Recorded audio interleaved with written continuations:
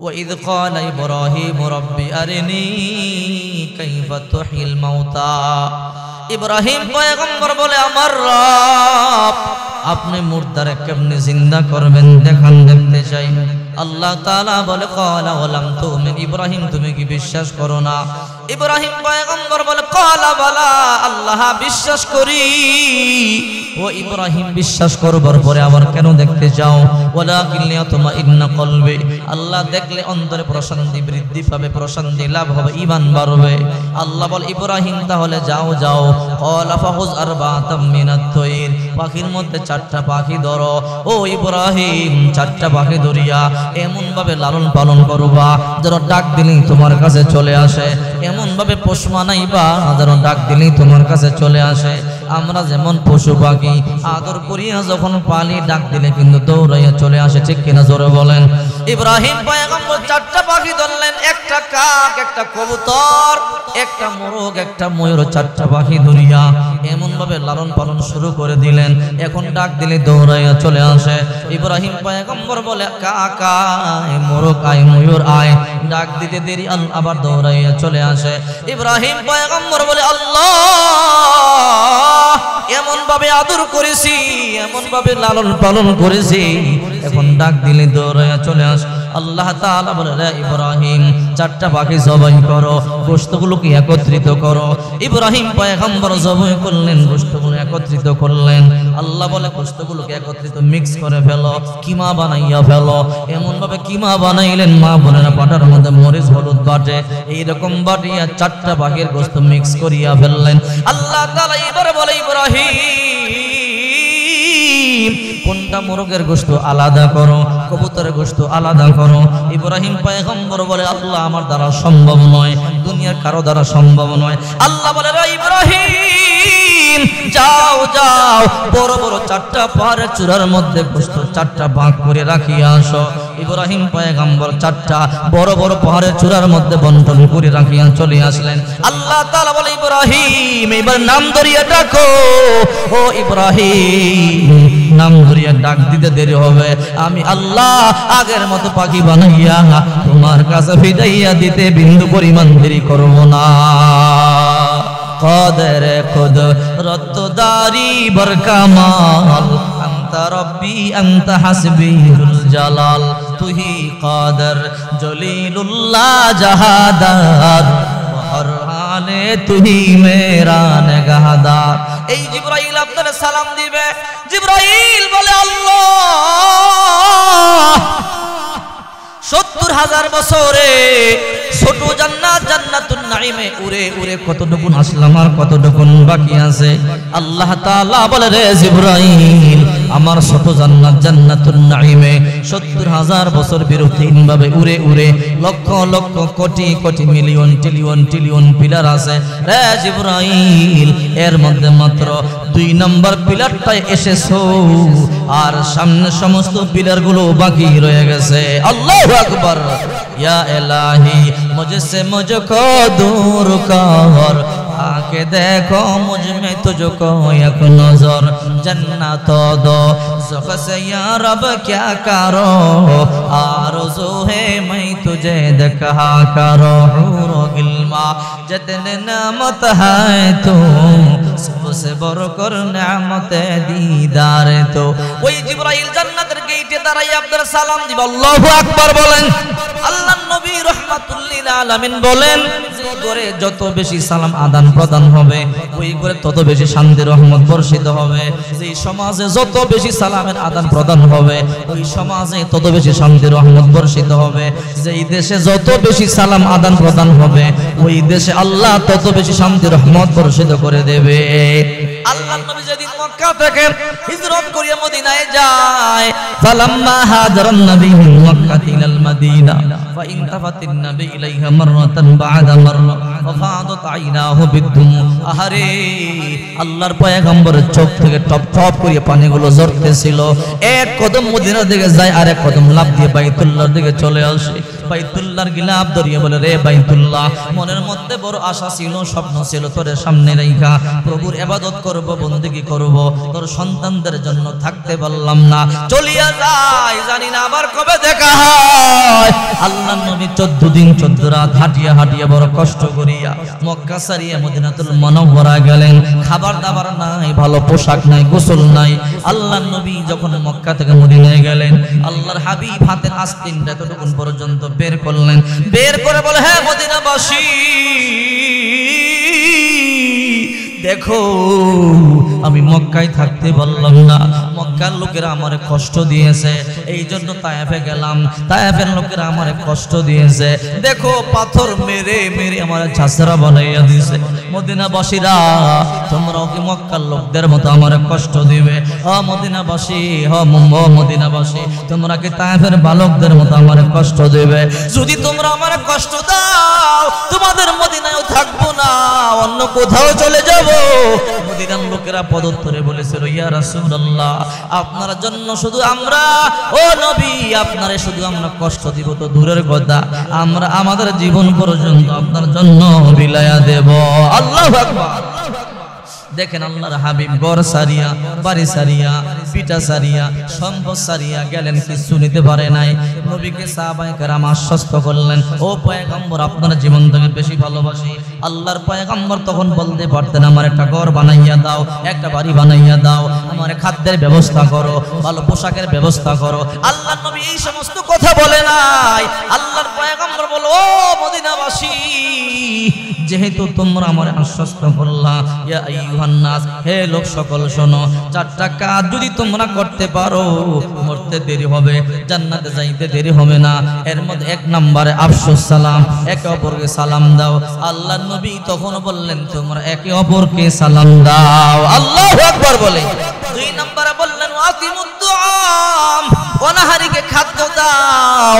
কোন গরীব এতিম মিসকিন যখন তোমার দরবারে যাবে, তুমি তারে খালি হাতে ফিরাইয়া দিও না। ঘরে না থাকলে, জাত না থাকলে মাথার মধ্যে হাত বুলাইয়া বলবা, আল্লাহর বান্দা বান্দিরা মাফ করেন, আজকে আমার ঘরে তেমন কোনো কিছু নাই। এই যে মাথার মধ্যে হাত দিয়ে সান্ত্বনা দিলা, যতগুলো পশম তোমার হাতের তালুর মধ্যে লেগেছে, ততগুলো নাকি আমার মাওলা তোমার নামে লিখে দিবে। আল্লাহু আকবার। 2 নম্বরে বললেন, ওয়াতিমুদ দুআম। 3 নম্বরে ওয়াসিলুল আরহাম, আত্মীয়তার সম্পর্ক বন্ধনকে মজবুত করো। আমাদের সমাজের মধ্যে এমন ভাই আছে, বোনকে 10 বছর বোন বলে ডাকে না। আমাদের সমাজের মধ্যে এমন সন্তান আছে, মায়ের 10 বছর মা বলে ডাকে না। আমাদের সমাজের মধ্যে এমন সন্তান আছে, বাবারা 10 বছর বাবা বলে ডাকে না। আল্লাহ রাসূল সাল্লাল্লাহু আলাইহি ওয়াসাল্লাম বলেন, লা ইয়াদখুলুল জান্নাতা কাতিউন, আত্মীয়তার সম্পর্ক ছিন্নকারী জান্নাতে যাবে না।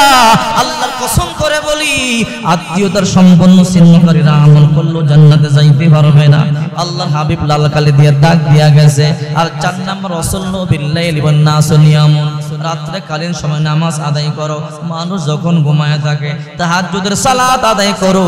এই 4টা কাজ যে ব্যক্তি করবে, জান্নাতের যে দরজা দিয়ে খুশি, ওই দরজা দিয়ে জান্নাতে ঢুকে যাবে। আল্লাহু আকবার। রাসূলুল্লাহ মদিনাতুল মুনাওয়ারায় গিয়াও প্রথম বললেন, তোমরা একে অপরকে সালাম দাও। সালামের পাওয়ার আছে না নাই? এই জন্য বেশি বেশি সালাম দিবেন। আল্লাহ আমাদের তৌফিক দাও, সকলে বলে আমিন। এই জন্য সুন্নাতের মধ্যে শান্তি আছে। সালাম মানে শান্তি। রাসূল করিম সাল্লাল্লাহু আলাইহি ওয়াসাল্লামের প্রত্যেকটা সুন্নাতের মধ্যে কল্যাণ আছে। আপনি মানেন আর না মানেন, প্রত্যেকটা সুন্নাতের মধ্যে কল্যাণ আছে। টাকা পয়সা দিয়া কিন্তু সুখ শান্তি কিনা যায় না। অনেক বড় লোক, অনেক ধনী রাত্রে টেলিফোন করে বলে, হুজুর ঘুমাইতে পারি না, ঘুম আসে না, ট্যাবলেট খাই তারপর ঘুমে ধরে না।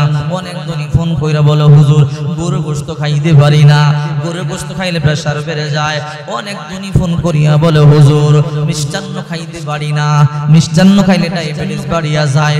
অনেক ধনী ফোন করিয়া বলে, হুজুর ইলিশ মাছ খাইতে পারি না, চুলকানি বেড়ে যায়। তারা মানে টাকা দিয়া বাড়ি গাড়ি করতে পারো, টাকা দিয়ে কোনোদিন সুখ শান্তি কিনা যাবে না। ঠিক কিনা বলেন? সুখ শান্তি একমাত্র আল্লাহর হুকুম নবীজির সুন্নাতের মধ্যে।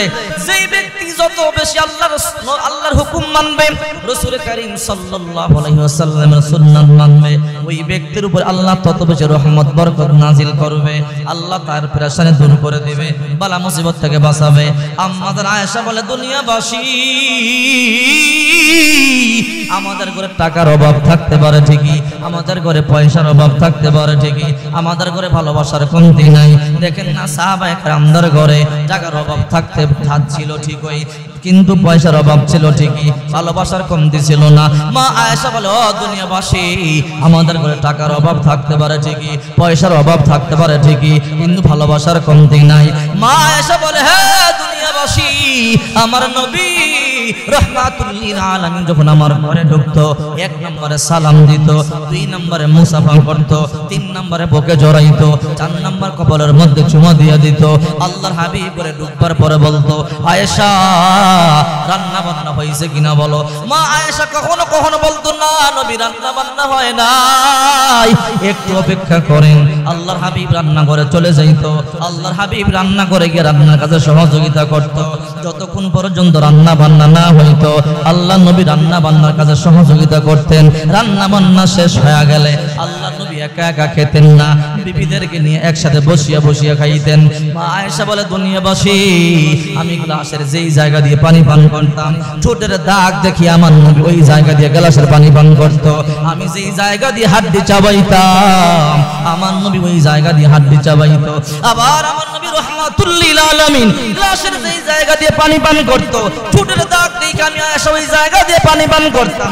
আমার নবী যেই জায়গা দিয়ে হাড্ডি চাবাইতো, ওই জায়গা দিয়ে আমি হাড্ডি চাবাইতাম। আবার আমার নবী রাহমাতুল লিল আলামিন যখন ঘর থেকে বের হয়ে যেতেন, সালাম দিতেন, মুসাফা করতেন, তিন নম্বর বুকে জড়াইতেন, চার নম্বর কবরের মধ্যে চুমা দিতেন। হে পুত্রদের মুসলমান, আল্লাহর কসম করিয়া বলি, আজকে সুন্নাতটা মানতে পারলে, আজকে ঘরে গিয়ে এই সুন্নাতটা পালন করতে পারলে, গতকাল আপনার বিবি যতটা না আপনারে ভালোবাসে, তার থেকে 100 গুণ বেশি আপনারে ভালোবাসবে। ঠিক কি না? ইমামুল আউয়ালিন ওয়াল আখিরিন, বাহর সাদকা রাহমাতাল লিল আলামিন, শুধু জুদাস রাহমাতাল লিল আলামিন, মসজিদে ও শুধ হামারো ইয়া জমিন। নবীজির সুন্নাত আমাদের করে নাই, এই জন্য আমাদের ঘরগুলোতে শান্তি নাই। আপনার নবীর সুন্নাত না মানলে আপনার সন্তান আপনার কথা মানবে না, নবীর সুন্নাত না মানলে আপনার বিবি আপনার কথা মানবে না, নবীর সুন্নাত না মানলে আপনার কেউ মুহাব্বত করবে না। যেদিন নবীজির পরিপূর্ণ সুন্নাত মানবেন, আপনার বিবি আপনারে মানবে, নবীর সুন্নাত মানবেন, আপনার সন্তান আপনারে মানবে, নবীর সুন্নাত মানবেন, আল্লাহ আপনারে ভালোবাসবে। নবীর সুন্নাত মানবেন না, আপনারে কেউ পছন্দ করবে না, নবীর সুন্নাত মানলে সবাই আপনারে পছন্দ করবে। হে মুসলমান, আম্মা জান আয়েশা বলে, দুনিয়াবাসী, আমাদের ঘরে কিন্তু আমল ছিল, এই জন্য শান্তি ছিল। আজকে আমাদের ঘরে টাকা আছে, পয়সা আছে, আমল নাই, এই জন্য শান্তি নাই। ঠিক কিনা? জোরে বলেন। বিবি একদিকে, স্বামী আর একদিকে। আর সাহাবায়ে কেরামদের জিন্দেগি খুলিয়া দেখেন, টাকা কম ছিল, পয়সা কম ছিল, ভালোবাসা ছিল, শান্তি ছিল। আম্মা জানেরা আল্লাহর পয়গম্বররা কেমন ভালোবাসতো। আল্লাহর নবী রাহমাতুল লিল আলামিন বিবিদেরকে নিয়ে খেদমত বন্টন করতেছেন। 9 জন বিবি রাহমাতুল লিল আলামিনের সামনে বসা, কোন বিবি কোন খেদমত করবে আল্লাহর হাবিব বন্টন করিয়ে দিতেছে। এই বিবি এই খেদমত করবে, ওই বিবি ওই খেদমত করবে। হঠাৎ করে মা আয়েশা বলে, নবী, সবাইকে সব খেদমত দিতে পারেন গো নবী, একটা খেদমত কিন্তু আমার দেওয়া লাগবে, ওই খেদমতটা আমি চাইয়া নিতে চাই। আল্লাহ হাবিব বলে, আয়েশা, কোন খেদমতটা চাইয়া নিতে চাও? ও রাহমাতুল লিল আলামিন, আপনার গোসল করাইবার খেদমতটা চাইয়া নিতে চাই। ও নবী, আমি আপনার গোসল করাইতে বড় ভালোবাসি। ও পয়গম্বর, এই খেদমতটা কোন বিবিরে দিবেন না। আল্লাহর হাবিব বলে, আয়েশা, আমি সবার কাছ থেকে অনুমতি নিয়ে নেই। আল্লাহর হাবিব সমস্ত বিবিদেরকে বলল, ও বিবিরা, আয়েশা তোমাদের মাঝে ছোট, আর একটা খেদমত আয়েশা চাইয়া নিতে যায়। বিবিরা রে, খেদমতটা দিবা কিনা বলো। আমাকে আয়েশা গোসল করাইতে চায়, গোসল করাই এবার খেদমত আয়েশা চাইয়া নিতে যায়। সমস্ত আম্মাজানগণ বললেন ইয়া রাসূলুল্লাহ এই খেদমতটা আমরা আয়েশারে দিয়া দিলাম। এবার আম্মাজান আয়েশারে আল্লাহর নবী ডাইকা বলে আয়েশা আর টেনশন নাই, এই খেদমতটা তোমাকে দেওয়া হলো। আয়েশা আমারে তুমি সব সময় গোসল করাইবার খেদমতটা পাইয়া গেলা। আল্লাহর নবী রাহমাতুল লিল আলামিন জলসকির মধ্যে বসিয়া বসিয়া গোসল করত আর মা আয়েশা পানি ডালিয়া ডালিয়া গোসল দিয়া দিত। আল্লাহর নবী বড় আনন্দ পাইতেন, বড় খুশি হইতেন। হঠাৎ করে একদিন আল্লাহর নবী রাহমাতুল লিল আলামিন জলসকির মধ্যে বসিয়া বসিয়া গোসল করতেছিলেন। মা আয়েশা পানি ডালিয়া ডালিয়া মা গোসল করাইয়া দিতেছেন। মা আয়েশা মাজিয়া মাজিয়া গোসল করাইয়া দিতেছে। হঠাৎ রাহমাতুল লিল আলামিন তাকাইয়া দেখে আম্মাজান আয়েশা পানি ডালে সাদা, কিন্তু গড়ায়া গড়ায়া যা লাল কারণটাকে বুঝতে পারলাম না। আল্লাহর নবী জিজ্ঞাসা করলো রে আয়েশা বলো পানি ডালো সাদা কিন্তু গড়ায়া যা লাল কারণটা কি আমার বলো। মা আয়েশা কোনো কথাই বলে না। দ্বিতীয়বার আল্লাহর পয়গম্বর বলল আয়েশা রে বলো পানি ডালো সাদা গড়ায়া যা লাল কারণটা কি আমার বলো। মা আয়েশা কোনো কথাই বলে না। আবার হঠাৎ করে আল্লাহর নবী তাকাইয়া দেখে মা আয়েশা পানি ডালে সাদা গড়ায়া গড়ায়া যা লাল কারণটা কি বুঝতে পারলাম না। নবী আমার ডাক দিয়ে বলে আয়েশা বলো বলো কারণটা কি আমার বলো। পানি ডালো সাদা গড়ায়া যা লাল কারণটা কি আমার বলো। মা আয়েশা এবার চিন্তা করে আল্লাহর নবী রাহমাতুল লিল আলামিন তিনবার জিজ্ঞাসা করলো। এইবার না বললে পয়গম্বর কষ্ট পাইতে পারে, আর আল্লাহর পয়গম্বর কষ্ট পাইলে আল্লাহ কষ্ট পাইতে পারে। না না এবার আমার বলতে হবে। এবার আম্মাজান আয়েশা বলো রাহমাতুল লিল আলামিন আপনি যে জলসকির মধ্যে বসেছেন গো নবী, ওই জলসকির নিচে আমার একটা আঙ্গুল পরিয়া ফাটিয়া গেছে। ওই আঙ্গুল থেকে রক্ত গড়াইয়া গড়াইয়া পানির সাথে মিশিয়ে পানিটা লাল হয়ে যায়। ফাকামা মুহাম্মাদুর রাসূলুল্লাহ সাল্লাল্লাহু আলাইহি ওয়াসাল্লাম আল্লাহর নবী লাফ দিয়া দাঁড়াইয়া গেল। সকিটা টান দিয়ে দূরে সরাইয়া পাটা টান দিয়া দেখে একটা আঙ্গুল একবারে ফাটিয়া গেল। রাহমাতুল লিল আলামিন ওই আঙ্গুলটার মধ্যে থুতু লাগাইয়া দিল। মুহূর্তের মধ্যে আঙ্গুলটা ভালো হয়ে গেল, ব্যথা দূর হয়ে গেল। নবী বলে আয়েশা আগে কেন বলো নাই, আগে বললে তো এত কষ্ট তোমার হইতো না। মা আয়েশা বলে ইয়া রাসূলুল্লাহ আগে কেমনে বলি, আপনি জলসকির মধ্যে বসে বসে গোসল করতেছেন আর আমি পানি ডালিয়া ডালিয়া গোসল দিয়া দিতেছি। আমি দেখতেছিলাম আপনি বড় আনন্দ পাইতেছিলেন, আপনি বড় খুশি হইতেছিলেন। ও রাহমাতুল লিল আলামিন আমি যদি বলি আপনি লাভ দিয়ে দাঁড়াইয়া যাবেন, আপনার আনন্দটা নষ্ট হয়ে যাবে।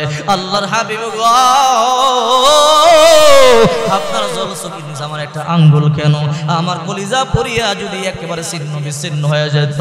আল্লাহর কসম আমি আয়েশা চাইতাম না আপনি বসা থেকে লাভ দিয়ে দাঁড়াইয়া যান। আল্লাহু আকবার। ইমামুল আউয়ালিন ওয়াল আখিরিন আর সাদকা রাহমাতাল লিল আলামিন শুধু জুদাস রাহমাতাল লিল আলামিন সিজদা ও শুধা মারো এ জমিন। নবীর সুন্নাত আমাদের মধ্যে আমল নাই, এই জন্য শান্তি নাই। ঠিক কিনা জোরে বলেন। আমাদের ঘরে নবীর সুন্নাতের আমল নাই, সমাজে সুন্নাতের আমল নাই। গুনারে আমরা গুনাই মনে করি না, গুনাহ করি আবার হাসি, মৃত্যুর কথা চিন্তা করি না। ও মুসলমান একটু চিন্তা করে দেখো কত যুবক কত রাত্রে তোমার মতো কত যুবক কত স্বপ্ন নিয়ে ঘুমাইছিল।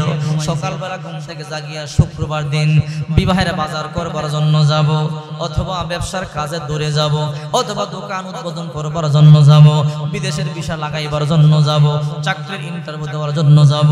কত স্বপ্ন কত আশা নিয়ে কত যুবক রাত্রে ঘুমাইছে, কিন্তু ওই রাত্র তার জন্মের জন্য শেষ রাত্র, ওই ঘুম তার জন্য জন্মের মতো শেষ ঘুম। ঠিক কিনা জোরে বলেন।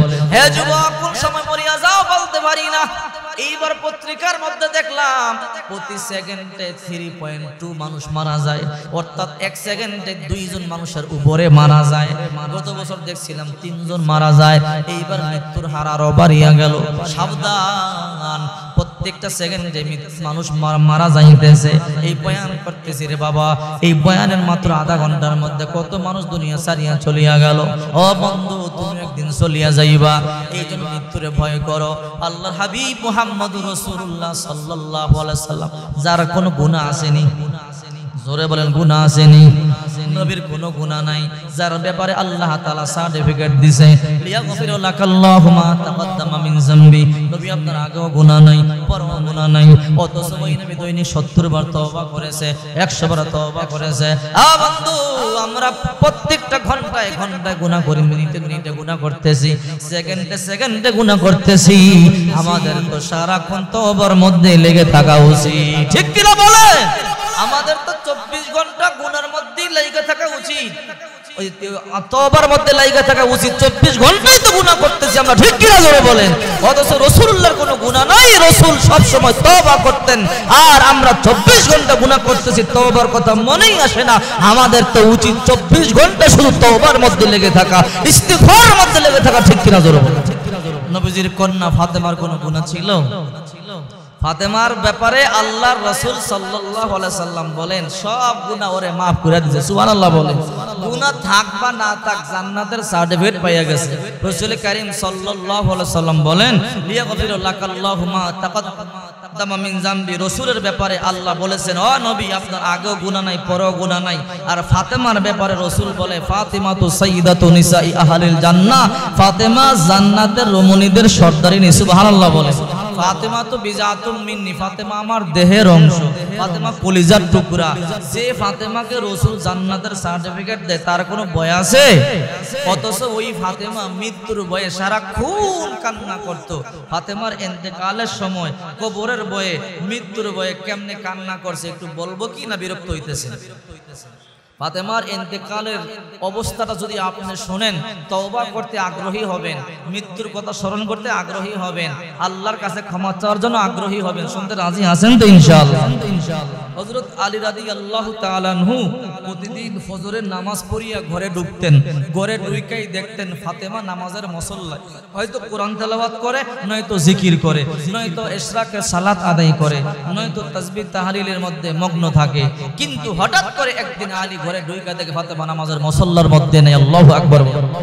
হযরত আলী রাদিয়াল্লাহু তাআলা আনহু ফজরের নামাজ পড়িয়া যখন ঘরে ঢুকলেন, ঘরে ঢুকেই আশ্চর্য হয়ে গেল, নামাজের মুসল্লাটা খালি। আজকে নামাজের মুসল্লার মধ্যে আমার ফাতেমা নাই। প্রতিদিন ঘরের মধ্যে ঢুকেই দেখি ফাতেমা নামাজের মুসল্লার মধ্যে হয়তো ইশরাকের নামাজ আদায় করে, নয়তো কোরআন তেলাওয়াত করে, নয়তো জিকির আজকার করে। আজকে আমার ফাতেমার কি হলো? আজকে আমার ফাতেমা কোথায় চলে গেল? হঠাৎ করে হযরত আলী ফাতেমার তালাশ করা শুরু করে দিল, পুরো তন্ন তন্ন করিয়া তালাশ করলো, ফাতেমার কোথাও পাওয়া গেল না। হঠাৎ করে হযরত আলী রান্না করে চলে যায়, রান্না করে গিয়ে দেখে ফাতেমা রান্না করে, রান্না বান্না বসাইয়া দিছে। আলী আশ্চর্য হয়ে গেল, ফাতেমা তো সকালবেলা রান্না বান্না বসায় না, প্রতিদিন নামাজের মুসল্লার মধ্যে দেখি, আজকে নামাজের মুসল্লার মধ্যে নাই, আজকে এত সকালবেলা রান্না বান্না কেন বসাইলো? আবার যখন ফজরের নামাজ পড়বার জন্য যাই, দেখা গেলাম প্রচন্ড জ্বর, কপালটার মধ্যে হাত দিয়ে দেখলাম প্রচন্ড জ্বর। আর আজকে জ্বর নিয়ে সকালবেলা রান্না বান্না বসাইলো, কারণটা বুঝতে পারলাম না। হযরত আলী রাদিয়াল্লাহু তাআলা আনহু তাকাইয়া দেখে আজকে রান্না বান্নাটা একটু ভিন্ন রকম। বিশাল বড় আটার খামিরা বানাইছে, যে আটা দিয়া রুটি বানাইলে 1 সপ্তাহ পর্যন্ত খাওয়া যাবে। ও বন্ধু, হযরত আলী আশ্চর্য হয়ে বলে ফাতেমা এত বড় আটার খামিরা কেন বানাইলা?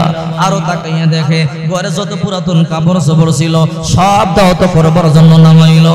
আলী আশ্চর্য হয়ে বলে ও ফাতেমা প্রতিদিন ফজরের নামাজ পড়ে ঘরে ঢুকাই দেখি কোরআন তেলাওয়াত করো, জিকির করো, ইশরাকের নামাজ আদায় করো, আজকে কোন আমল করো না, কোরআন তেলাওয়াত করো না, জিকিরও করো না, ইশরাকের নামাজ আদায় করো না। ও ফাতেমা এই সকালবেলা এত রান্না বান্না কেন বসাইয়া দিলা?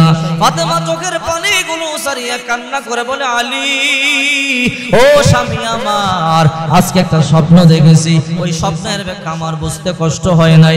ও আলী কি ফাতেমা কি স্বপ্ন দেখছো? বলে স্বপ্ন দেখেছি আমার বাবা রাহমাতুল লিল আলামিন আমার ঘরে ঢুকলো, আমার ঘরে ঢুইকা কি যেন তালাশ করতেছিল। অনেক লম্বা সময় ধরে আব্বাজান তালাশ করলো, না পাই আব্বাজান দূরে চলিয়া যায়। হঠাৎ করে আমি দৌড়াইয়া গিয়ে বললাম বাবা আপনি আমার ঘরে কি তালাশ করতেছিলেন? আমার নবী আমার এটাই বলে, রে মা ফাতেমা, আমি তো তোরই তালাশ করতেছিলাম। বাবা, হঠাৎ করে আমার কেন তালাশ করতেছিলেন? রে মা ফাতেমা, এমন একটা সংবাদ তোমার দেওয়ার জন্য আসলাম, যে সংবাদ শুনবার পরে কান্না করবা না, যে সংবাদ শুনবার পরে কিন্তু দুঃখ প্রকাশ করবা না। ফাতেমা বলল, বাবা বলেন, আমি কাঁদবো না। ও ফাতেমা, আজকে সাহারি খাইছো আলীর সাথে, আর ইফতার করবা আমি বাবা রহমাতুল লিল আলামিনের সাথে।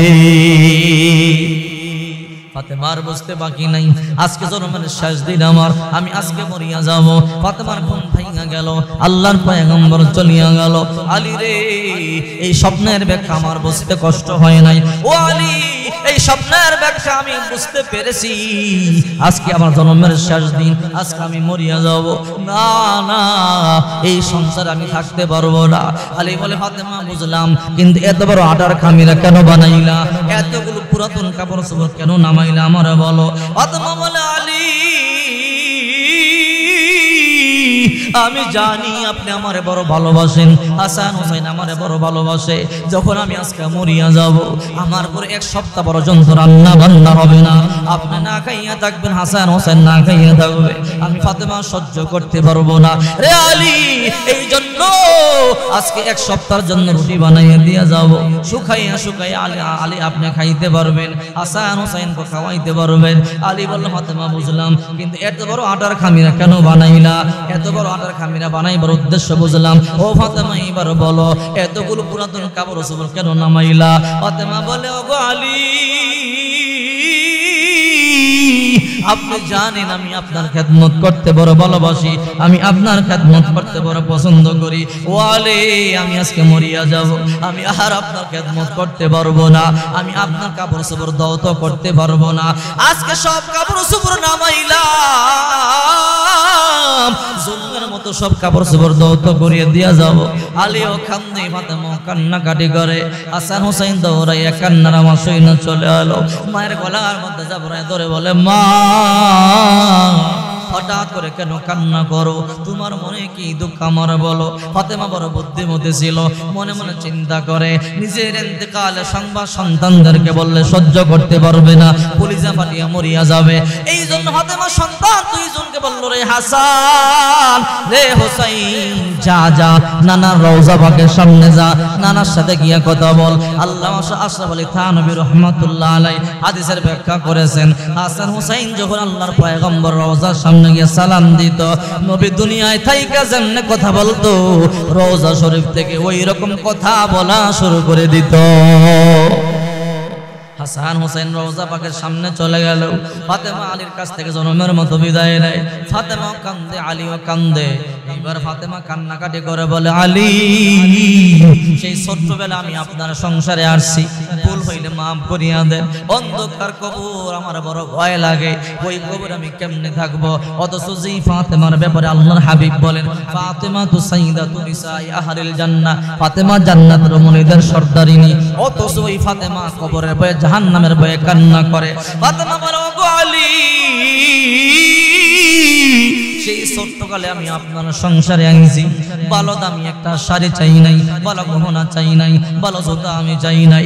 এমন সময় গেছে 3 দিন পর্যন্ত না খাইয়াছিলাম আলী, তারপর কাউকে বলি নাই। 7 দিন পর্যন্ত না খাইয়াছিলাম। এমন সময় গেছে 15 দিন পর্যন্ত না খাইয়াছিলাম। এমন সময় গেছে 1 মাস পর্যন্ত শুধু পানি খাইয়াছিলাম। ও আলী, কোনো আপত্তি নাই, কোনো অভিযোগ নাই। ও আলী গো, আমার 2টা চাওয়া, ইন্তেকালের সময় আমার 2টা চাওয়া আপনি পূরণ করবেন কিনা বলেন? আল্লাহু আকবার বলেন। ফাতেমার 2টা চাওয়া আলী পূরণ করবেন, আমার 2টা চাওয়া আপনার কাছে আছে। আরে ফাতেমার চাওয়া আলী পূরণ করবে কি? আল্লাহই তো পূরণ করে, ঠিক কিনা জোরে বলো, ঠিক কিনা জোরে। ফাতেমার আর ছোট্ট একটা ঘটনা বলে এরপরে সামনে আসবো। ফাতেমা যখন ছোট্ট ছিল, বিরক্ত হচ্ছেন না তো আপনারা? সামনে চলবে তো ইনশাআল্লাহ। ফাতেমা যখন ছোট্ট ছিল, তো একটা ইহুদির মেয়ে ফাতেমারে বড় পছন্দ করত, বড় ভালোবাসতো, ফাতেমার সাথে চলাফেরা করত। তো ফাতেমা বলে, তুমি তো ইহুদির মেয়ে, তুমি আমার সাথে কেন চলাফেরা করো? বলে, ফাতেমা তুমি মুসলমান হইতে পারো, আমি ইহুদি হইতে পারি, আল্লাহর কসম করে বলি এই মদিনার মধ্যে তোমার মতো ভালো কোনো মেয়ে আর নাই। আল্লাহু আকবার। ফাতেমা মনে মনে চিন্তা করে ইহুদির মেয়েটা যেহেতু আমারে ভালোবাসে মহাব্বত করে আমার সাথে চলে চলুক, আস্তে আস্তে যখন বড় হবে কালিমার দাওয়াত দিব, তাওহীদের দাওয়াত দিব, একদিন সে ইসলাম কবুল করতে পারে। আল্লাহু আকবার বলে। ফাতেমার মনের মধ্যে ভালো চিন্তা। মেয়েটা আস্তে আস্তে যখন বড় হয়ে গেল, মেয়ের বাবা একটা বিবাহ ঠিক করে ফেলেছে। মেয়েকে বলল, মা তোমার বিয়ে তো ঠিক হয়ে গেছে, পাত্র দেখতে অনেক সুন্দর, অনেক টাকাওয়ালা, অনেক পয়সাওয়ালা। মেয়ে বলল, বাবা আমার বিয়ে ঠিক করছো, বড় ভালো কথা। এইবার বাবাই কয়, মা তোমার যত বান্ধবী আছে সবাইকে দাওয়াত দাও, আমি খাওয়াবো, আমার টাকা পয়সার অভাব নাই। তো মেয়ে কয়, বাবা আমার 300 ইহুদি বান্ধবী আছে, সবাইকে দাওয়াত দেব? বলে সবাইকে দাওয়াত দাও। বলে বাবা সবাইকে দাওয়াত দেব, আরেকটা শর্ত। বলে কি? বলে আমার একটা বান্ধবী আছে মুসলমান, মুহাম্মদের কন্যা ফাতেমা, তাকেও দাওয়াত দিতে হবে। সুবহানাল্লাহ। ইহুদির মাথা গরম হয়ে গেল। ইহুদি বলে, না রে মা না, তোর যত বান্ধবী আছে ইহুদি বান্ধবী দাওয়াত দাও, মুসলমান বান্ধবী দাওয়াত দেওয়া যাবে না। ফাতেমা মুসলমানদের কন্যা, মুহাম্মদের কন্যা, আর যদি মুহাম্মদের কন্যারে আমি দাওয়াত দেই ইহুদিরা মনে করবে মুহাম্মদের সাথে আমার সম্পর্ক আছে। না না, প্রয়োজনে আরো বান্ধবী বেশি দাওয়াত দাও, 1000 দাওয়াত দাও, আমি খাওয়াইয়া দিব, কিন্তু ফাতেমার দাওয়াত দিবা না, ফাতেমা যেন আমার বাড়িতে না আসে। ইহুদির মেয়েটা বড় জেদি মেয়ে। ইহুদির মেয়ে বলে, বাবা আমার 300 বান্ধবী না আসলেও আমার কোনো আপত্তি নাই, কিন্তু ফাতেমা আমার বিয়েতে আসতে হবে, আর ফাতেমাকে দাওয়াত যদি না দাও আমি কিন্তু বিয়েই করব না। আল্লাহু আকবার, আল্লাহু আকবার। ইহুদি বড় ভালো করিয়া জানে মেয়েটা বড় জেদি মেয়ে, মেয়েটা যা বলে তাই করে। এবার চিন্তা করতেছে, যদি ফাতেমার দাওয়াত না দেয় আমার মেয়ে তো বিয়েই করবে না, ইজ্জত সম্মান নষ্ট হয়ে যাবে, আর মাত্র একদিন বাকি আছে, সকাল বেলায় তো বিবাহ। ইহুদি এবার মনে মনে চিন্তা করে ফাতেমার দাওয়াত দেওয়ার ব্যবস্থা করি, এমন একটা পেচ লাগাবো, এমন একটা শর্ত লাগাবো, ফাতেমার দাওয়াত দিবে আর ফাতেমা বিবাহের মধ্যে আসতে পারবে না। ইহুদি বড় চালাক। ইহুদির চিন্তা হলো ফাতেমাকে দাওয়াত দেওয়াবে, কিন্তু ফাতেমা যেন আবার দাওয়াতে আসতে না পারে ওই ব্যবস্থাও করবে। এবার মেয়েরে বলে, মা ঠিক আছে, যেহেতু বারবার তুমি বলতেছো ফাতেমার দাওয়াত দেওয়ার কথা, দাও দাও, ফাতেমার দাওয়াত দাও, কোনো সমস্যা নাই। এই কথা বলতে দেরি ইহুদির মেয়ে বড় খুশি হয়ে গেল। মেয়ে বলে, বাবা তাই নাকি? বলে হ্যাঁ। বলে বাবা তাহলে গেলাম, দাওয়াতটা দিয়ে আসি। বলে মা দাঁড়া, আর একটা কথা। বলে কি কথা? যেহেতু তোর সব ইহুদি বান্ধবী, 300 বান্ধবী, ফাতেমা মাত্র একমাত্র মুসলমান, হে মা ফাতেমা যখন আমাদের বাড়িতে আসবে সবাই ফাতেমার দিকে তাকাবে, এই জন্য ফাতেমারে বলবি তোর বান্ধবীরা যে জামাগুলো পরে আসবে ফাতেমার জামাটা যেন সবচাইতে বেশি দামি হয়। ইহুদির চিন্তা হইল ফাতেমা তো গরিব, যেই বোরকাটা পরে 70 জায়গা দিয়ে তালি দেওয়া, আর ফাতেমার বাবা আমাদের কলিজার টুকরা নবী মুহাম্মদ রাসূলুল্লাহ পাঞ্জাবি সেলাই করে পরে, জুতা সেলাই করে তালি দিয়া ভরে। ইহুদির কথা হইল মুহাম্মদের করে ঠিকমতো খাবার চলে না, চুলায় আগুন ধরে না। যদি দামি একটা শাড়ির কথা বলি মুহাম্মদ শাড়ি কিনেও দিতে পারবে না, আর ফাতেমাও আমার মেয়ের বিয়ের মধ্যে আসতে পারবে। আবার ফাতেমা এবার ওই মেয়েটারে বলল, মা যা ফাতেমার দাওয়াত দে, তবে বলবি ফাতেমা যেন সবার থেকে দামি একটা পোশাক পরে আসে। ইহুদির মেয়ে দৌড়াইয়া চলে গেল। ও বান্ধবী ফাতেমা বলে, কি বলো? বলে সুসংবাদ। বলে কি সুসংবাদ? বলে আমার আব্বা আমার জন্য বিয়ে ঠিক করছে। বলে তাই নাকি? বলে হ্যাঁ। কেমন পাত্র? বলে পাত্র বড় সুন্দর, বড় দামি, বড় ধনী পরিবারের সন্তান। বলে তাই নাকি? বলে হ্যাঁ। ভালো কথা, বিয়ে করবা। ও ফাতেমা তোমার দাওয়াত দেওয়ার জন্য আসলাম, আগামীকাল আমার বিবাহ, তুমি কিন্তু যাইবা। ফাতেমাই কই, কি বলো? আমি কেমনে যাব? তোমরা ইহুদি, তোমাদের সমাজ ভিন্ন, সোসাইটি ভিন্ন, পোশাক পরিচ্ছদ ভিন্ন, খাবার ভিন্ন, আমি আবার কেমনে যাব? ইহুদির মেয়ে বলে, ফাতেমারে কান খাড়া করে শোনো, তোমাকে যাওয়াই লাগবে। ও ফাতেমা তোমার জন্য অপেক্ষা করব, যতক্ষণ পর্যন্ত না যাইবা আমি কিন্তু বিয়ে করব না। ফাতেমাই কই, শোনো পাগলামি করিও না, তুমি ইহুদির মেয়ে, তোমার বাবা ইহুদি, তুমি ইহুদি, এই বিয়ের মধ্যে আমি কেমনে যাই? আমি তো যাব মুসলমান, বোরকা পরে, আমার খাবার ভিন্ন, পোশাক ভিন্ন, এটা বেমানান দেখা যায়। এইবার ইহুদির মেয়ে বলে, ফাতেমা অত শত বুঝি না, তুমি যাইবা, এই কথা যতক্ষণ পর্যন্ত না বলবা আমি যাব না। আর শোনো আল্লাহর কসম করে বলে, তুমি যদি না যাও আমি কিন্তু বিয়ে করব। ফাতেমা চিন্তা শুরু করে দিল, আহারে মেয়েটা এক কথার মানুষ, যা বলে তাই করে, ছোট্টবেলা থেকে আমার সাথে চলে, আমি ভালো করে চিনি। মনে মনে চিন্তা করে আমি যদি বিয়ের মধ্যে না যাই মেয়েটা তো বিয়ে করবে না, আর আমি গেলে যদি বিয়েটা হয় একটু গেলেই বা সমস্যা কি। এই জন্য ফাতেমা বলল যাও টেনশন করবা না, আমি আগামীকাল তোমার বিয়ের মধ্যে উপস্থিত হয়ে যাব। ইহুদির মেয়ে এবার বলে ফাতেমা মুসলমানরা কিন্তু মিথ্যা কথা বলতে পারে না, ওয়াদা ভঙ্গ করতে পারে না, মুনাফিকি করতে পারে না, তুমি ওয়াদা দিছো যাইবা আগামীকাল সকালবেলা যেন তোমারে দেখতে পাই। আল্লাহু আকবার বলেন। এই কথা বলতে দেরি ফাতেমা বলল যাও যাও আগামীকাল সকালবেলায় যাব, কোনো টেনশন করবো না। এই কথা বলবার পরে মেয়েটা যখন চলে আসতেছিল এইবার বলে ফাতেমা একটা কথা, কি কথা? আমি তো 300 ইহুদির আমার বান্ধবীর দাওয়াত দিছি, সবাই দামি দামি পোশাক পরে আসবে। ও ফাতেমা তোমার একটা কথা বলি। বলে কি কথা? বলে তুমি এমন একটা পোশাক পরে যাইবা তোমার পোশাকটা যেন সবার থেকে দামি হয়। এই কথা বলতেই ফাতেমার মাথার মধ্যে আসমানটা যেন ভাঙ্গা বলল, আহারে আমাদের ঘরে চুলার মধ্যে আগুন ধরে না, এক বেলা খাইলে আরেক বেলা খাইতে পারি না। আমি যেই বোরকা পরিধান করি এই বোরকা 70 জায়গা দিয়ে তালি দেওয়া। আমার বাবা নবী মুহাম্মদ রাসূলুল্লাহ পাঞ্জাবি সেলাই করিয়া তালি দিয়া পড়ে, জুতা সেলাই করিয়া পড়ে। এই অবস্থায় যদি আমি আমার বাবার কাছে একটা শাড়ি চাই, আমার বাবা বলবে মেয়ের বুদ্ধি শুদ্ধি নাই। আমি এই অবস্থায় বাবার কাছে একটা জামা গিয়া কেমনে চাই? আল্লাহু আকবার বল। ফাতেমা টেনশনে পড়ে গেল। ইহুদির মেয়ে তো বাড়িতে চলে গেল। ইহুদির মেয়ে বলে আব্বা ফাতেমার দাওয়াত দিছি, বলে শর্ত দিছনি? বলে শর্ত দিয়ে আসছি। ফাতেমা তুমি যে যাইবা তোমার জামাটা সবচাইতে বেশি দামি হওয়া লাগবে। ইহুদি বড় খুশি। এই কথা বললে ফাতেমা আসতে পারবে না। এইদিকে ফাতেমা টেনশনে পড়ে গেল। ওয়াদা তো দিয়া দিলাম আগামীকাল বিবাহের মধ্যে যাব, আবার আমি যে যাব আমার তো তেমন জামা কাপড় নাই। আমি যেই বোরকা পরে 70 জায়গা দিয়ে তালি দেওয়া, চোখের পানি সারিয়া কান্না শুরু করে দিল। ফাতেমা বুদ্ধি শুদ্ধি পায় না, কি করবে? মেয়েদের জন্য আপন হয় মা, মাও তো নাই। ফাতেমা চোখের পানি সারিয়া কান্দে।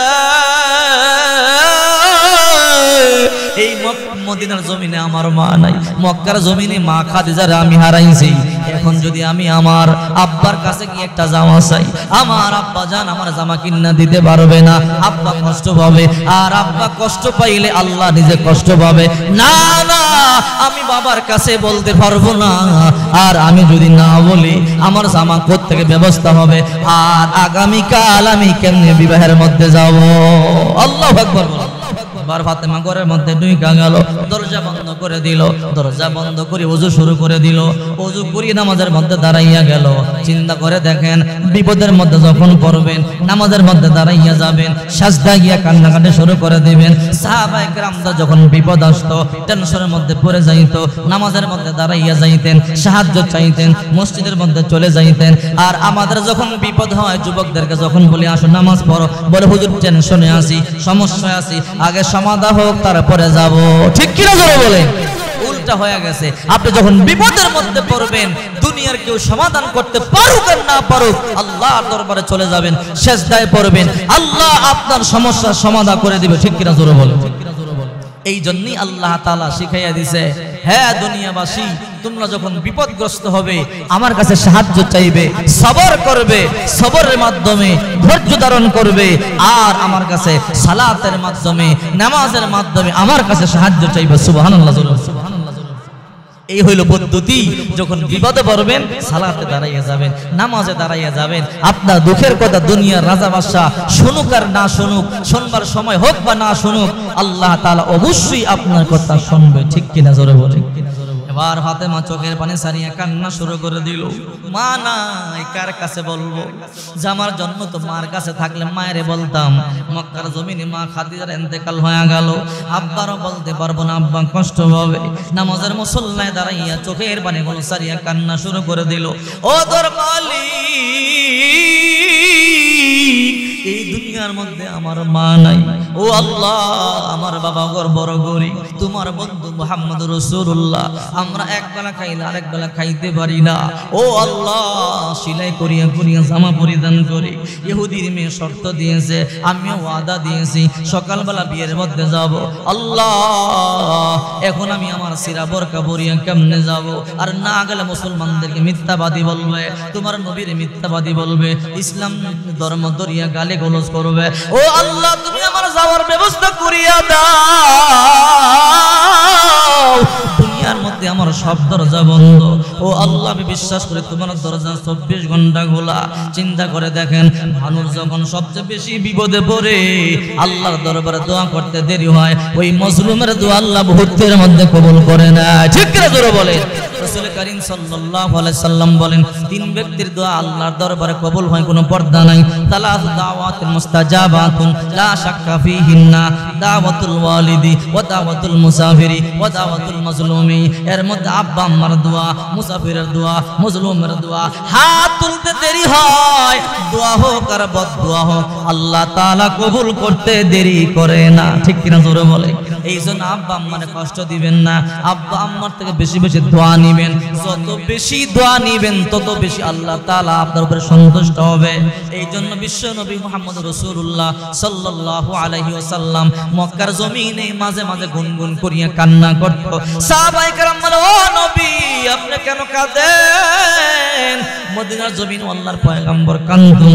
এখন তো আপনি মদিনার জিন্দেগিতে আপনার অস্ত্রের অভাব নাই, সৈন্যের অভাব নাই, এখন কেন কান্না করেন? আল্লাহ নবী তখন বলতো, সাহাবীরা রে, আমার আসল জিনিস তো নাই, আমার আব্বা আম্মা নাই। যখন তোমাদের মা বাবা তোমাদের মাথার মধ্যে হাত বুলাইয়া দোয়া করে দেয়, আমার আব্বা আম্মার কথা মনে পড়ে যায়। আমার মা বাবা থাকলে তো আমার মাথার মধ্যে এমনি দূরিয়ে আদর করে দিত। ঠিক কিনা জোরে বলে। পরিষ্কার হাদিস, রাসূল করিম সাল্লাল্লাহু আলাইহি ওয়াসাল্লাম বলেন, কোন সন্তান যদি পিতা মাতার দিকে সুনজরে একবার তাকায়, একটা কবুল হওয়ার সওয়াব হয়। 2 বার তাকাইলে 2টা কবুল হওয়ার সওয়াব হয়। 10 বার তাকাইলে 10টা কবুল হওয়ার সওয়াব হয়।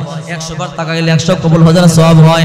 10 লক্ষ টাকা দিয়ে হজ করলেন, কবুল হওয়ার কোনো গ্যারান্টি নাই। আর সুনজরে একবার তাকাইতে দেরি হয়, আল্লাহ তাআলা হজের সওয়াব আমলনামায় দিতে দেরি করে না।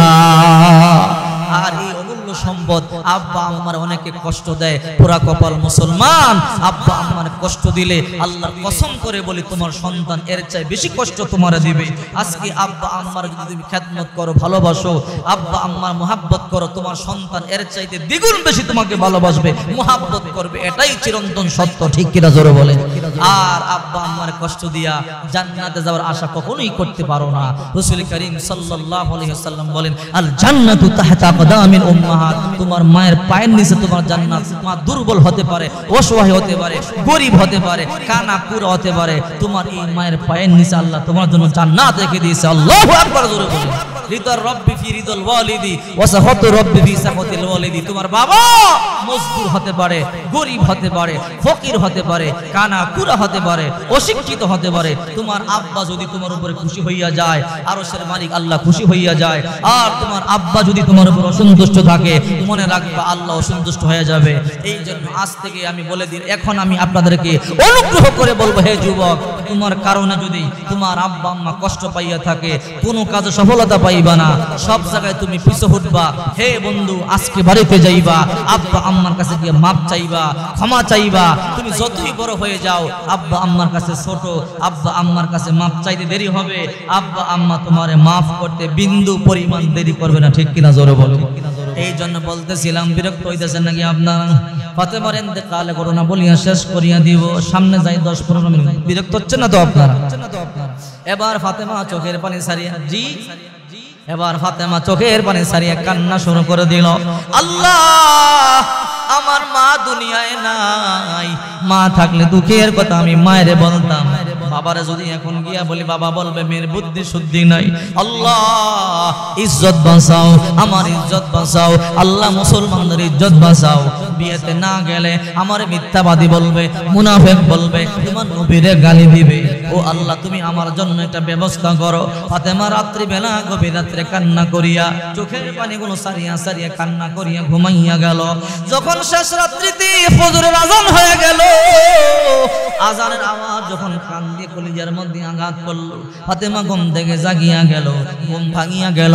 ঘুম ভাঙিয়া দেখে মাথার কাছে ডান পাশে একটা জান্নাতের বক্স দেখা যায়। ফাতেমা আশ্চর্য হয়ে গেল, কিরে আমার দরজা বন্ধ, জানালা বন্ধ, ছিদ্র নাই, আমার পরে এই বক্সটাকে ঢুকাইয়া দিয়া গেল। ভয়ে পাও শুরু হয়ে গেল, কাঁপতেছে কাঁপতেছে, বক্সটা খোলে না। বক্সটা নিয়ে আল্লাহ নবীর কাছে বলে, আব্বা জান, ও বাবা রহমাতুল লিল আলামিন, আমি কি ভুল করছি বলতে পারি না, দরজা বন্ধ, জানালা বন্ধ, ছিদ্র নাই, আমার ঘরে বক্সটা কে দিয়া গেল? আল্লাহর নবী বলে, মা টেনশন করবি না, কোনো ভয় পাবি না, একটু আগে জিবরাইল আমাকে সব কাহিনী বলে দিয়া গেছে। গত রাত্রে আল্লাহর কাছে কান্নাকাটি করিয়া বলছো, আল্লাহ আমার বাবা গরিব, একটা জামা চাইলে কিনে দিতে পারবে না, আল্লাহ তুমি আমার একটা জামার ব্যবস্থা করিয়া দাও। তুমি হইলে খাতুনে জান্নাত ফাতেমা, ফাতেমা তু সাইয়্যিদাতু নিসাই আহলিল জান্নাহ, জান্নাতের রমণীদের সর্দারিনী। রে ফাতেমা, তুমি আল্লাহর কাছে চাইবা আর আল্লাহ তোমার দিবে না, এটা হইতে পারে না। ফাতেমা রে, এই জন্য আল্লাহ তাআলা জান্নাত থেকে তোমার জন্য একটা দামি শাড়ি পাঠাইয়া দিয়েছে। বিসমিল্লাহ বলিয়া বক্সটা খোলো। ফাতেমা বিসমিল্লাহ বলিয়া বক্সটা খুললো। বক্সটা খুলতে দেরি হয়, ভিতর থেকে নূরগুলো জল জল জল জল করিয়া বাহির হইতেছে। এবার আল্লাহর নবী বলে, ফাতেমা আমার এই জামাটা আল্লাহ তাআলা তোমার জন্য পাঠাইছে, এই জামা পরিয়া বিয়ের মধ্যে যাইবা। ও মা ফাতেমা, কেমনে যাইবার এই জামা পরিয়া? এই জামা পরিয়া গেলে তো সবাই তোমার দিকে তাকাইয়া থাকবে, এত সুন্দর জামা, খাবার দাবার বন্ধ হয়ে যাবে, কথাবার্তা বন্ধ হয়ে যাবে, আনন্দ বন্ধ হয়ে যাবে। না না, এই জামা পরিয়া তুমি যাইতে পারবা না। বলে, বাবা তাহলে কি করব? বলে, না রে মা, এই জামা পরিয়া যাইতে পারবি না, একটা শর্ত আছে। বলে, কি শর্ত? একটা বুদ্ধি করিয়া যাইতে পারো। কি বুদ্ধি? বলে, মা দেখ দেখ, 70 জায়গা দিয়ে তালিওয়ালা বোরকা পরে আসছে, মনে হয় ভিতরে সালোয়ার শর্ট পরে আসছে।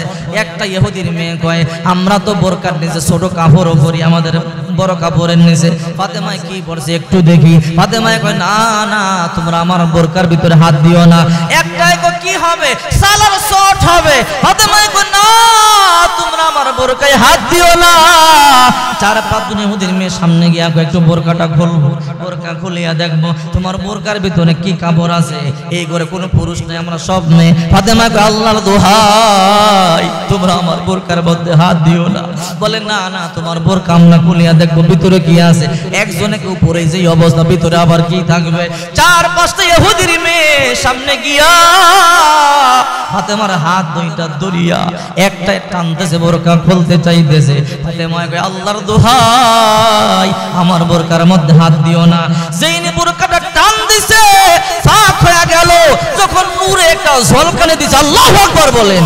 300 ইহুদির মেয়ে কয়, কি রে, এমন সুন্দর বোরকা আমরা জিন্দেগিতে দেখি নাই। ফাতেমা বলো, এমন সুন্দর বোরকা কোথায় পাইলা? কোন মার্কেট থেকে পাইলা? কোন রাস্তা দিয়ে আমরা গেলে পাবো? ফাতেমা কয়, সেই রাস্তা তোমরা চিনো না, সেই মার্কেট সম্পর্কে তোমাদের ধারণা নাই। সেই রাস্তার নাম সিরাতুল মুস্তাকিমের রাস্তা। আল্লাহু আকবার বলে।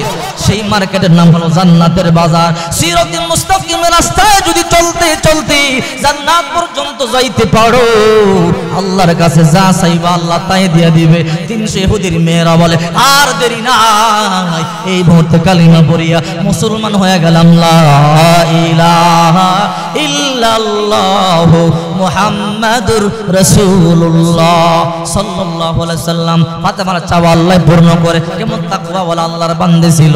আলীর কাছে বলে, আলী আমার 1 নাম্বার চাওয়া মনে আছে না নাই? আলী আমার 1 নাম্বার চাওয়া, আমি যখন মরিয়া যাব আমার লাশটা প্রকাশ্যে ময়দানে নিয়ে যাবেন না। আলী বলে, ফাতেমা কেন? তুমি নবীদের কলিজার টুকরা কন্যা, খাতুনে জান্নাত, তোমার ইন্তেকালের সংবাদ শুনবার পরে মদিনার মধ্যে সবচেয়ে বড় জানাজা হবে। ফাতেমা বলে, না রে আলী না, আমার ইন্তেকালের সংবাদ আপনি কাউরে বলবেন না, কারণ সারা জিন্দেগি ভর পর্দা করেছি। আমার লাশটা নিয়ে ময়দানে যখন যাবেন, যারা দেখে নাই তারা দেখিয়া বলবে, ফাতেমা এতটুকু লম্বা ছিল, এতটুকু মোটা ছিল, এতটুকু চওড়া ছিল, আমার কবরের আযাব বড় ভয় লাগে। না রে আলী না, আমার লাশটা গোপনে দাফন করিয়া দিবেন। আলী বলে, ফাতেমা যাও, তোমার 1 নাম্বার শর্ত মানিয়ে নিলাম। ও ফাতেমা, তোমার 2 নাম্বার শর্ত বলো। ফাতেমা চোখের পানি সারিয়া কান্না করে বলে, আলী আমার 2 নাম্বার চাওয়া হলো রে আলী, আমি তো আজকে মরিয়া যাব। আলী আপনি যুবক মানুষ, আপনার দ্বিতীয় বিবাহের প্রয়োজন আছে, আপনি দ্বিতীয় বিবাহ করবেন, এতে আমার কোনো আপত্তি নাই রে আলী। দ্বিতীয় বিবির নিয়ে আপনি ঘুমাইবেন, তাতেও আপত্তি নাই। আলী আপনি ভালো করে জানেন হাসান হোসেনকে আমি বড় ভালোবাসি। হাসান হোসেন আমার বুক ছাড়া ঘুমাইতে পারে না, 2টা সন্তানের বুকের 2 পাশে নিয়ে ঘুমায়। আজকে যখন আমি মরিয়া যাব, কিছুদিন পরে আপনি একটা বিবাহ করবেন, নতুন বিবির নিয়ে আপনি ঘুমাইবেন, আমার দুইটা সন্তান পাশের ঘরে গভীর রাতে মা মা বলিয়া চিৎকার করবে, আমি ফাতেমা সইতে পারবো না রে আলী, আপনি আমার ওয়াদা দেন আমার দুইটা সন্তানকে সপ্তাহে অন্তত একটা রাত বুকের মধ্যে নিয়ে ঘুমাইবেন। আলী বলে, ফাতেমা তুমি টেনশন করবা না। ওইদিকে হাসান হোসেন আল্লাহর নবী রওজার সামনে গিয়ে কথা বলে, আল্লাহর নবী বলে, রে হাসান হোসেন তাড়াতাড়ি বাড়িতে যা। বলে, না না কেন? বলে, মায়ের গিয়া দেখ, আর দেখতে পারবি না, আজকে তোদের মা জন্মের মতো আমার কাছে চলে আসবে। এই কথা বলতে দেরি হাসান হোসেনের মাথার মধ্যে যেন আসমানটা ভাঙিয়া পড়ল। না না কি শোনাইলো, মা নাকি আজকে চলিয়া যাবে? মা যদি চলিয়া যায় কারে আমরা মা বলে ডাকবো?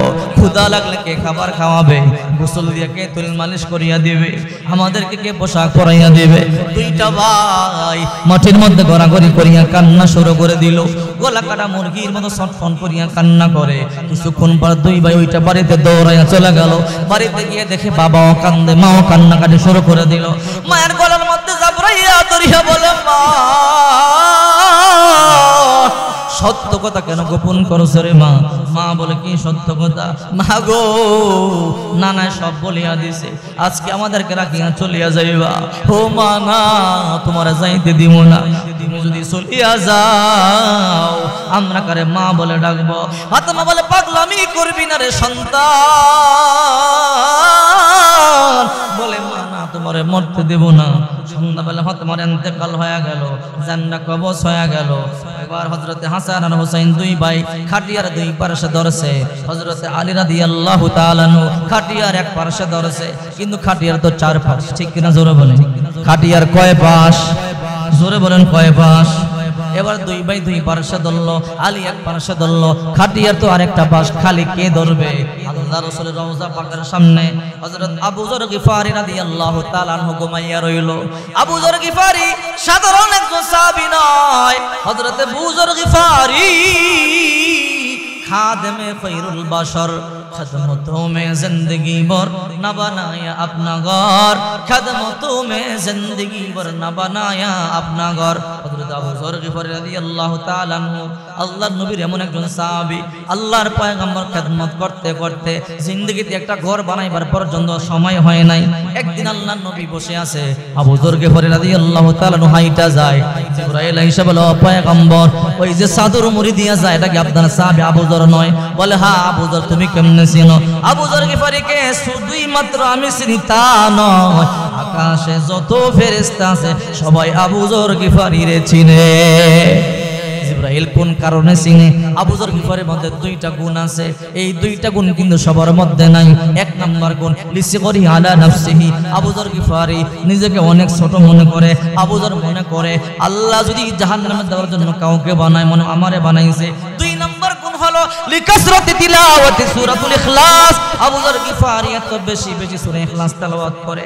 যেদিন আপনি বলেছেন 3 বার সূরা ইখলাস পড়লে 1 খতম কোরআন পড়ার সমান সওয়াব হয়, ওই দিন থেকে আপনার সাহাবী আবু যর গিফারি এত বেশি বেশি আমল করে। যেদিন আপনি বলেছেন 10 বার সূরা ইখলাস তেলাওয়াত করলে আল্লাহ জান্নাতে একটা বালাখানা তৈরি করে, 20 বার সূরা ইখলাস তেলাওয়াত করলে 2টা বালাখানা হয়, 30 বার সূরা ইখলাস তেলাওয়াত করলে 3টা বালাখানা, 100 বার সূরা ইখলাস তেলাওয়াত করলে 10টা বালাখানা। আল্লাহু আকবার বলেন। ও নবী, ওই দিন থেকে আপনার সাহাবী আবু যর এত বেশি বেশি সূরা ইখলাসের আমল করে, যা অন্য সাহাবীর আমল নামায় সূরা ইখলাসের সওয়াব এত বেশি পরিমাণে নাই। আল্লাহু আকবার বলেন। আবু যর গিফারি রাদিয়াল্লাহু তাআলা আনহু আল্লাহর পয়গম্বর রওজার সামনে ঘুমায়। আল্লাহর পয়গম্বর স্বপ্নে দেখায়, আবু যর বড় আরামে ঘুমাও, আর আমার ফাতেমার ঘরে কান্না রোল পড়ছে, তাড়াতাড়ি যা আমার ফাতেমার লাশের খাটিয়া বহন করিয়া তাড়াতাড়ি দাফন করে দেয়। আবু যর গিফারি রাদিয়াল্লাহু তাআলা চলে আসলেন। ইফতাবা বি আলী, দরজা হলো। আলী দরজা খুলে দিল, কে তুমি? আবু যর এত রাত্রে কেন আসলা? বলে, আমি আসি নাই, আল্লাহ হাবিব আমারে পাঠাইছে ফাতেমার লাশের খাটিয়া বহন করবার জন্য। আল্লাহু আকবার বলেন। ফাতেমা কেমন ভয় পাইতো দেখেন, লাশ যেন ময়দানে নিয়ে না যায়, লাশটা দেখবে এটাও ফাতেমা সহ্য করতে পারে না। মৃত্যুরে কেমন ভয় পায়, কবরের আযাবকে কেমন ভয় পায়, কিন্তু আমরা মৃত্যুরে ভয় পাই না।